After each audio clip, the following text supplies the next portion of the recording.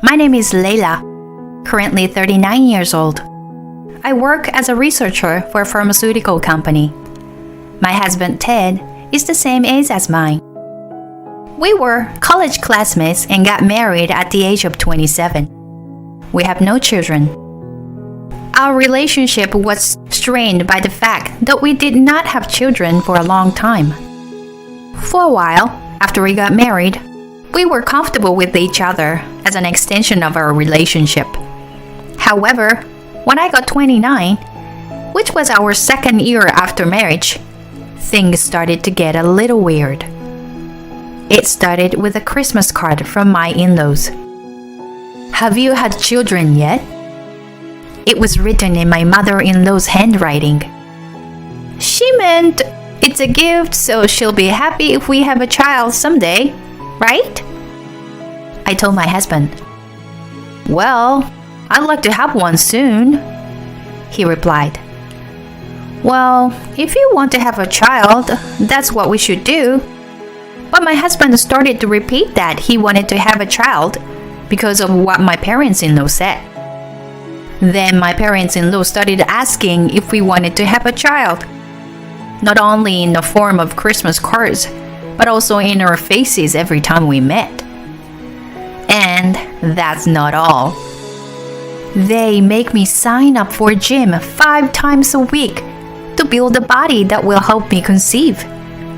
No caffeine, all food should be organic. Everything in our house was thrown in the trash by them. Moreover, they sent us many childbearing figurines that were made by Native Americans in Sedona, and baobab tree objects, and all sorts of things every month. To top it all off, they brought a pregnant woman to my house out of the blue and told me to be blessed by her. It was the beginning of the act of superstition for good luck, and that we are in trouble. Then, in our 4th year of our marriage, by the time I turned 31, both my husband and parents-in-law began to get impatient, and their superstitious act became even more heated. And they started calling me on the phone saying, "Hey Layla, you go to the gym every day, don't you?" I responded to my in-laws in a reasonable manner and I tried to cover it up. But in reality, although I tried, it was impossible for me to go to the gym every day. It interfered with my work, so I stopped going. And every year, angry words on their Christmas cards saying that they want to see their grandchildren. And also keep sending me good luck objects for conceiving a child, saying they couldn't wait anymore. Because of this, my husband even said, "Is your womb possessed by the devil or something?" Possessed by the devil? How come? It's too much nonsense. "Don't be silly. I'm having my period every month," I said to him. "But if that's the case, then menstruation is just a waste of time. I can't help but think it's the work of the devil possessed to your womb, consuming pain every month." My husband was very serious. At this point, I had no choice but to start fertility treatment. I heard that if infertility treatment reveals either the husband or wife is the cause of the problem, many couples forego infertility treatment because it can cause marital discord. But in our case, even before we started treatment, we have been having problems because of my parents-in-law. So, infertility treatment was started to resolve that. Well, the results came back. And it wasn't something that could be solved by good luck. It was my sterile husband. But I'm not going to consider divorcing him because of it. I just thought it would stop all the acting out and accusations. But when my husband saw the test results, "But There are things in this world that science can't explain. The Nazca lines, Infertility is always caused by the wife. He said like it should be the fact. Huh? So, I knew it was almost all your fault. Huh? What? Excuse me? I was speechless with surprise. If that's the case with my husband, I don't need to tell you that my in-laws, who believed in the superstitious thing, ignored the test results and didn't budge on their theory. If the test results were to come back true, I don't think there would be any ancient lore. My mother-in-law said the same thing my husband did. Furthermore, my father-in-law followed.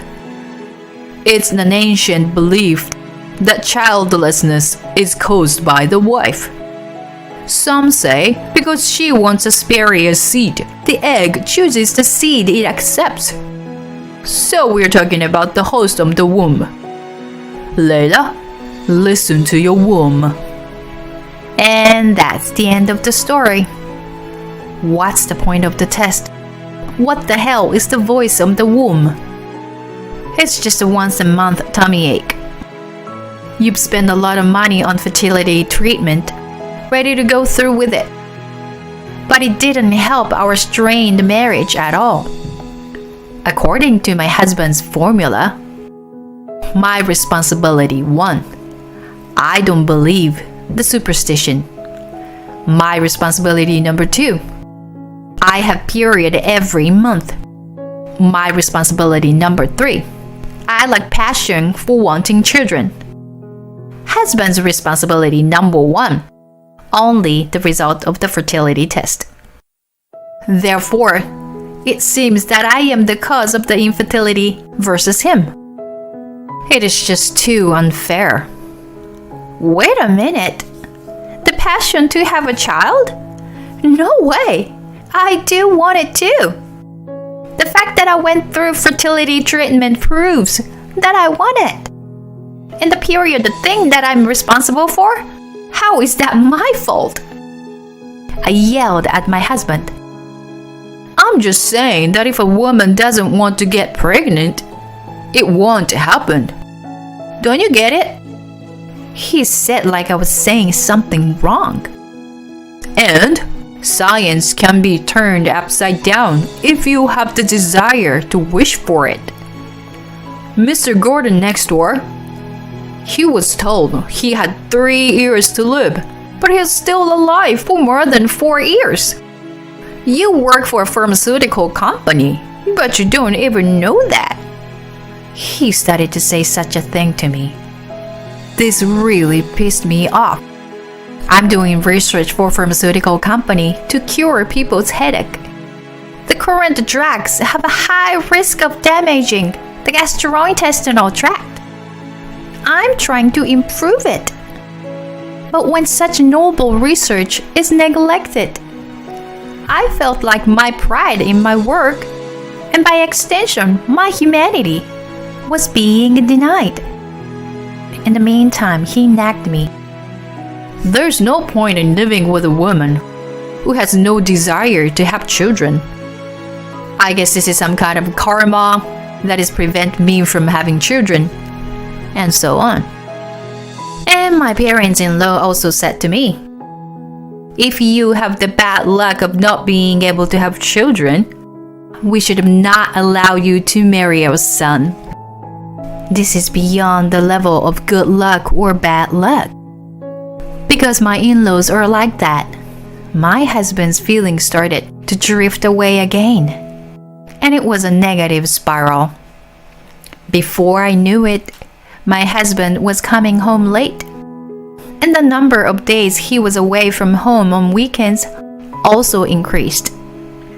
Then one day, my husband said, I want to talk to you.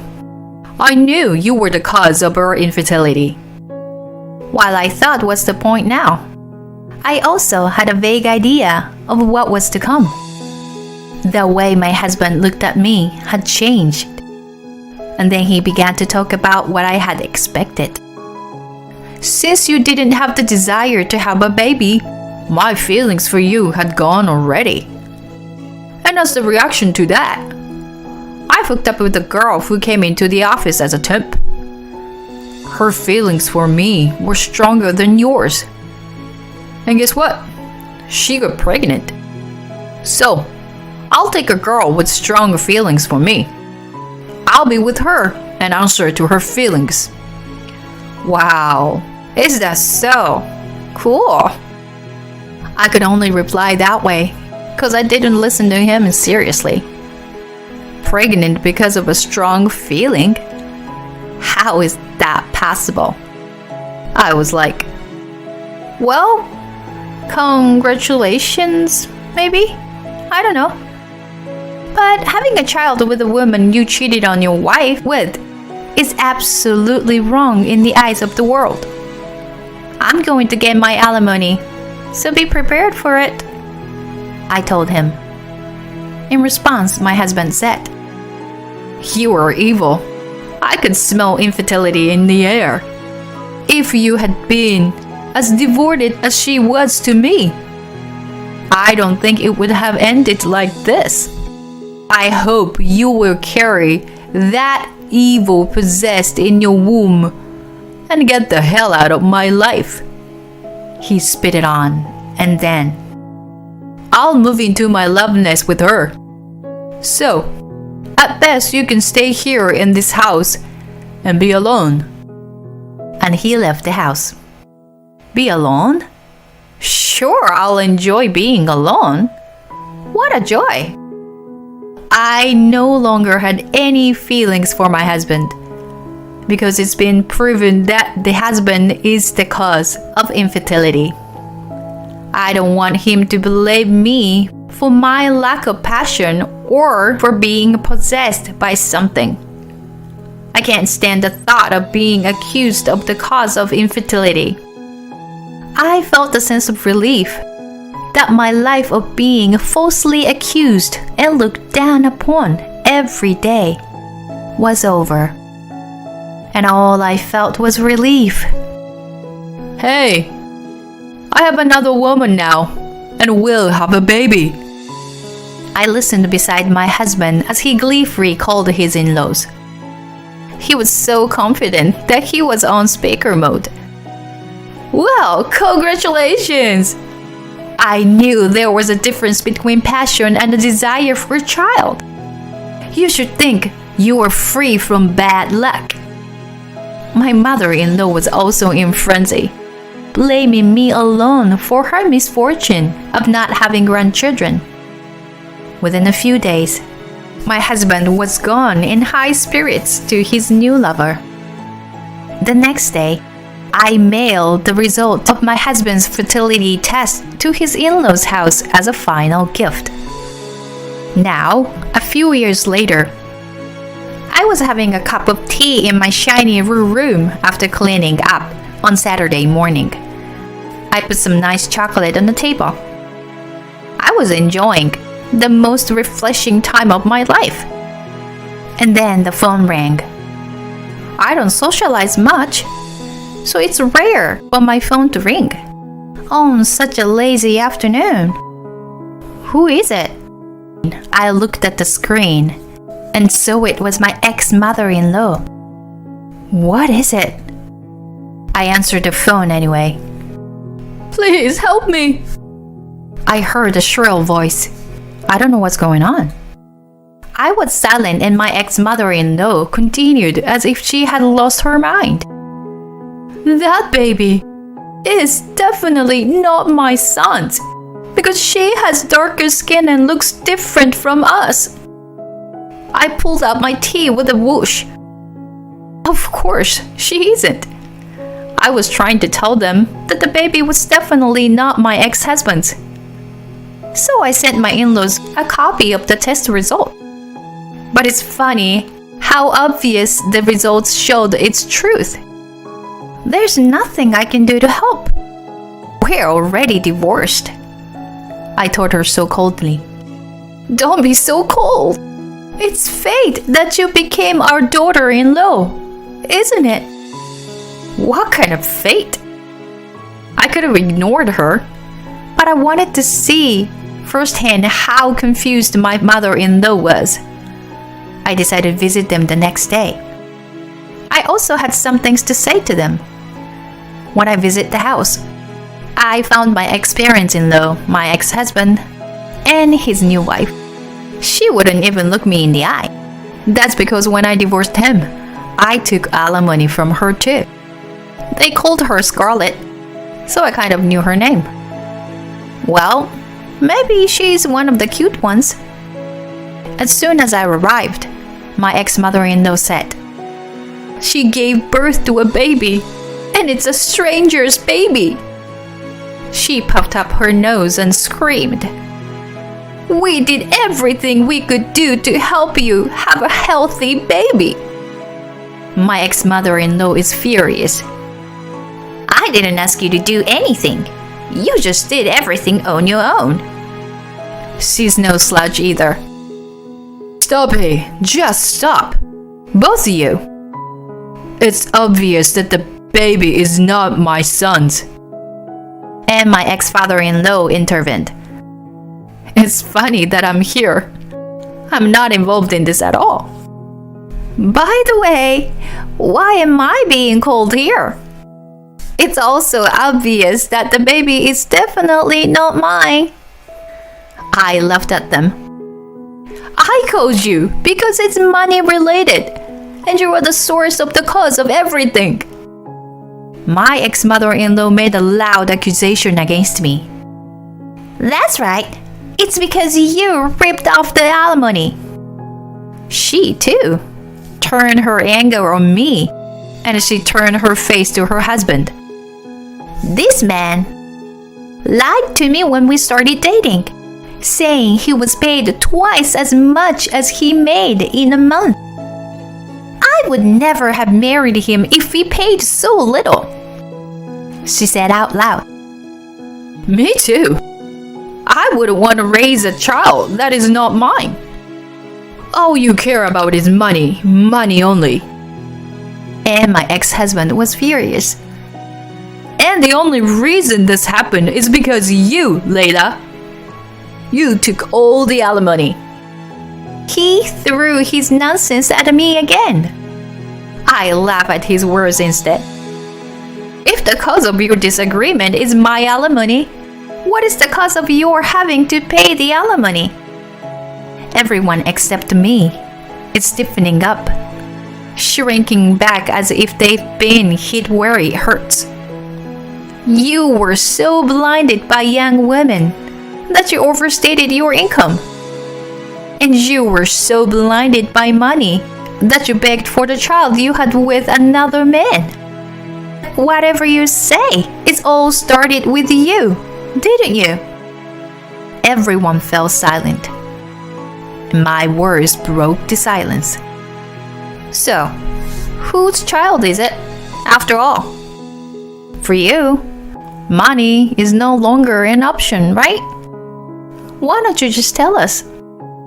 I urged her, and she said, "Someone I met at a bar. I only met him once." She matched in a small voice. "So you get pregnant from a one-night stand. However, it's not cheating if you don't know who he is. Layla had the bad luck to crush any chance, but this new wife has the bad luck to bring any kinds of luck. She's also a trash. You were the one who wanted the kid and took the liberty of having one." The ex-mother-in-law and the new wife started a war of attrition. So I decided to destroy them all at once. "You guys were trying to bring good luck, weren't you? And you, Ted? You said if you have enough passion, you can do anything what science can't, right?" I say with a laugh. "Then pray for this baby to have lighter hair and lighter skin like you. And you have to do is have faith, isn't it right? Or rather, this child is nothing but a beautiful thing to me. How can you all behave in such a horrible way in front of this baby who has just came into this world? Just then, my phone rang. It was him, just like we planned. Yeah, okay. You can come in now. What? Who's there? My ex-husband and in-laws all looked at me suspiciously. Eventually, I heard footsteps approaching and the doorbell rang. I opened the door and saw the tall man standing there. Layla, I'm here to pick you up. Thank you, honey. Are you okay? I'm sorry, I was out of the house for surgery yesterday. I introduced the man to all. This is my new husband, Ryan. Hello, everyone. What the? Yes, I had remarried. He's a doctor that I met at work. He's tall and well paid.